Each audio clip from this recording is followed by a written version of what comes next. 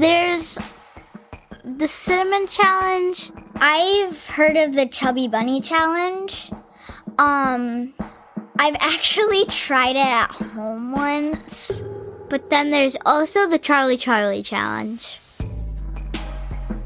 Step 1. Gather your supplies. 2 pencils and a piece of paper. Step 2. Draw 2 lines to divide the paper into equal quadrants. 3. Label the quadrants so that as you move from quadrant to quadrant, they alternate yes, no, yes, no. 4. Balance one pencil on top of the other on the dividing lines. Do you recognize these steps? Have you heard them before? Maybe you'll recognize the last one. 5. Say, Charlie, Charlie, are you there? And then ask your question. Will he say yes or will he say no? Are you scared to find out? And more importantly, is he really in the room with you? My name is Elise Parisian, and we will answer all of these questions and more on this episode of Unspookable.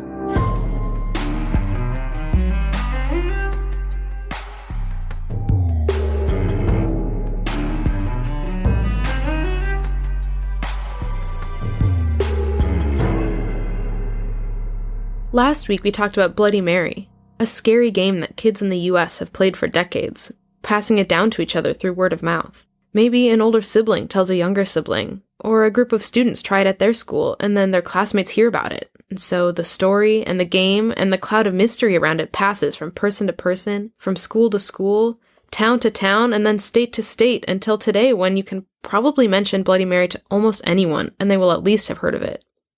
It may seem simple, but this is an important part of being human. We share information with each other, body to body, voice to voice. We communicate and ideas spread. Homo sapiens, our modern human species, evolved sometime around 200,000 years ago, and survival depended on communication in order to secure the basics of survival like food and shelter and warnings of danger. Communication is still critically important today, but now humans have evolved to the point where we have so many different ways to share information and ideas. Our ancient ancestors may not have had the capability to share stories over the internet or through podcasts like this one, but telling stories, both for entertainment and in order to pass down important information through generations, is a part of what makes being a human being special. Which brings me back to Charlie, or as many of us may know it, the Charlie Challenge. On May 24th, 2015, a teenage Twitter user in Georgia filmed themselves summoning Charlie, with the steps we talked about earlier. Within 48 hours, the hashtag Charlie Challenge had been used over 2 million times. Millions of people all over the world were asking Charlie questions and challenging their friends to do the same. We all know that different challenges or funny videos or memes can go viral. That's just part of our world. But if you think about it, the very idea of going viral is a very new concept. It's less than 20 years old. The idea that 2 million people could have shared the same information in only 2 days would have been unimaginable to Johannes Gutenberg, who invented the printing press in 1439. Until the press was invented, many texts had to be copied by hand, meaning very few people had access to the written word. Now, each minute over 300,000 tweets are shared, and more than 400 hours of video are uploaded to YouTube. It's kind of astounding. So, while even 40 or 50 years ago it would have taken a long time for us to know about Charlie, instead, many of us learned about it in an instant. So we know that Charlie and other challenges can spread really quickly thanks to social media platforms. But what is it about this specific challenge that made it so popular? Is Charlie a real person? What are the origins of this game? And what are some of the reasons that we believe it works? That we're really summoning a spirit who can answer our questions? More on that in just a moment. I've played the Charlie Challenge, or at least tried to, but all of my friends just blow the pencils away, so then I never actually got to fully play it. I tried Charlie at school with my friend Genevieve, and what we did was we took a piece of paper and we wrote yes in the opposite corners, one on the top, one on the bottom, and same with the nose. And it actually did work because we were making sure that we were from a distance. They said it moved. I don't know if it really moved or not because I wasn't fully paying attention, but I'm pretty sure that it really did work. Most of us living in the US didn't hear about the Charlie Charlie game until 2015, when that tweet I mentioned went viral. But people in Spanish-speaking countries around the world have been playing versions of the game for a long time, with some saying that it's existed in Spain for generations. It's possible that the Charlie Charlie game, as it's known now, is a version of a game called Juego de la Lapicera, which roughly translates to game with pens, and similarly is about trying to communicate with a spirit. It's hard to say when or where exactly the game first appeared, but it may have a connection to the worldwide fascination with Ouija boards. We'll talk more about Ouija boards in a later episode, but a Ouija board is a flat board with the letters of the alphabet, the words yes, no, and sometimes numbers or other symbols. In the same way that you can summon Charlie, some people believe that you can summon spirits to answer questions using the Ouija board. You could think of Charlie Charlie as a quick and cheap way to contact the dead if you don't have the more elaborate and expensive board. The 2015 surge in popularity has been traced back to the Dominican Republic in the Atomayor province, where a news show broadcast an unintentionally funny story about a satanic game taking over schools. So who is Charlie? That's such a specific name. Do we know where it comes from?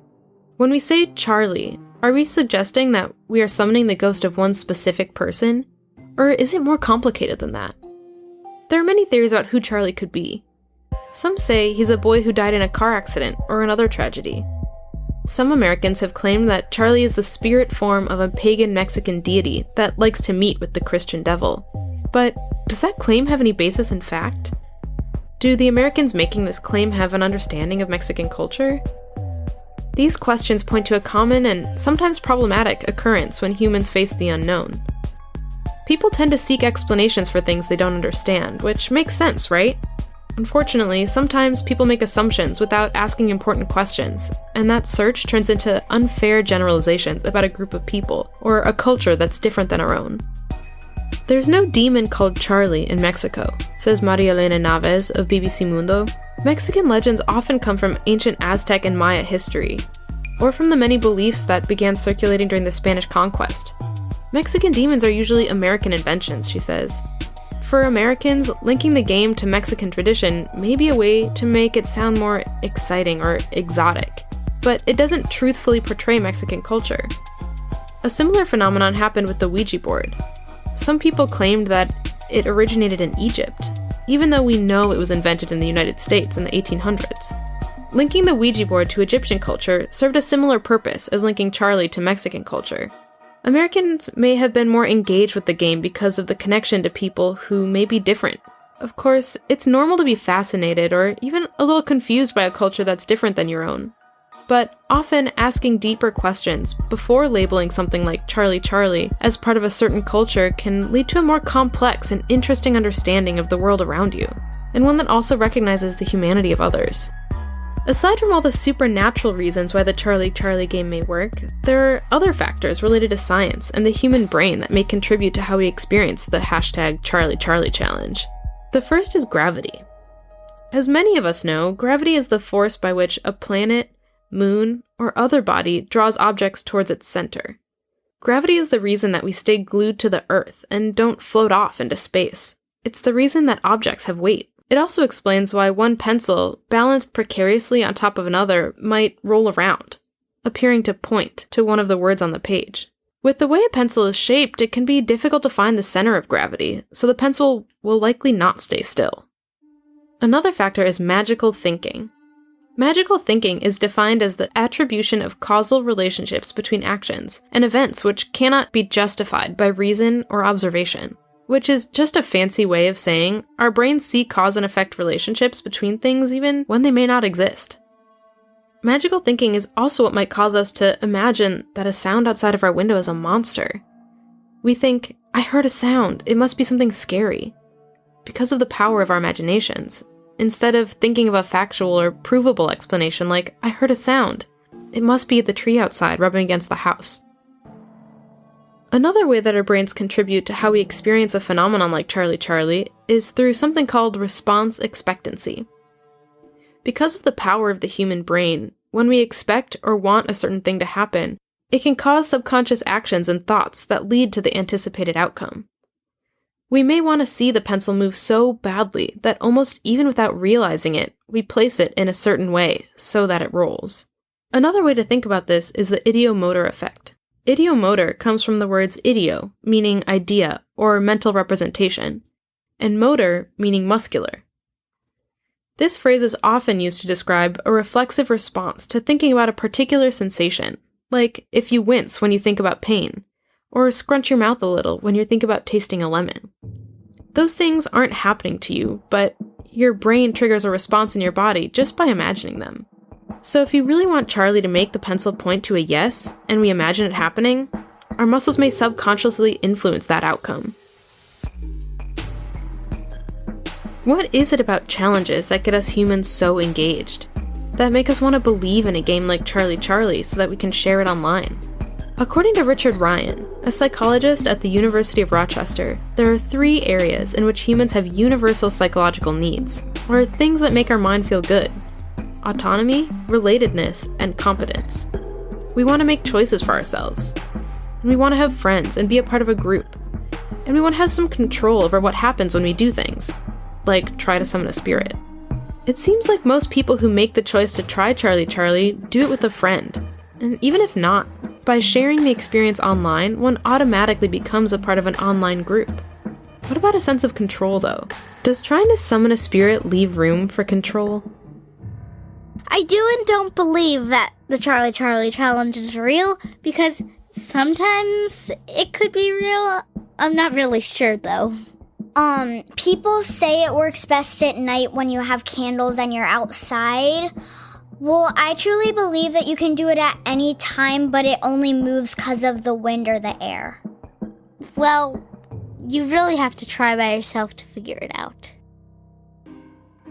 Just like the printing press, or even going way back, the invention of the wheel, or the use of fire, social media and the internet as a whole can be considered human tools.